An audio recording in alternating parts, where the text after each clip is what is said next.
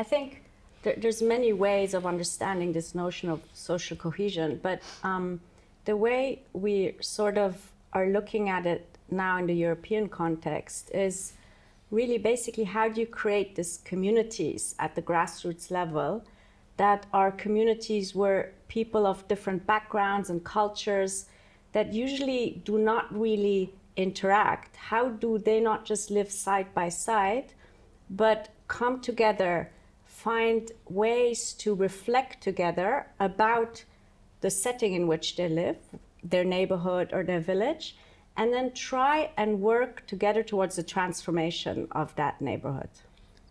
There's several ways in creating that. And one is that this notion that what is the posture that we adopt when people just arrive.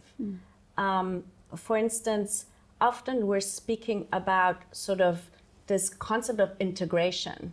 But the word integration in some ways means you take something and put it into something existing.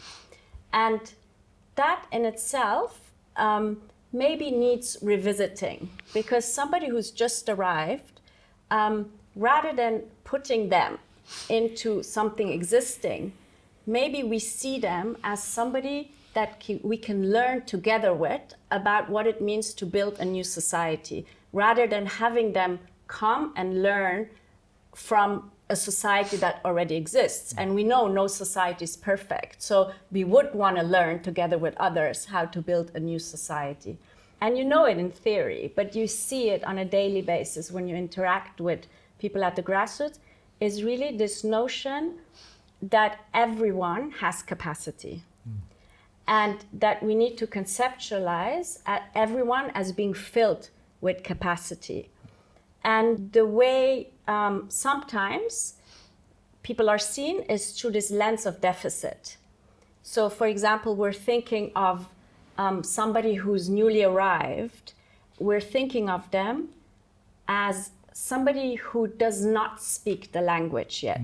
Yes. Rather than thinking of them as somebody who already speaks another language and is in the process of learning a second one.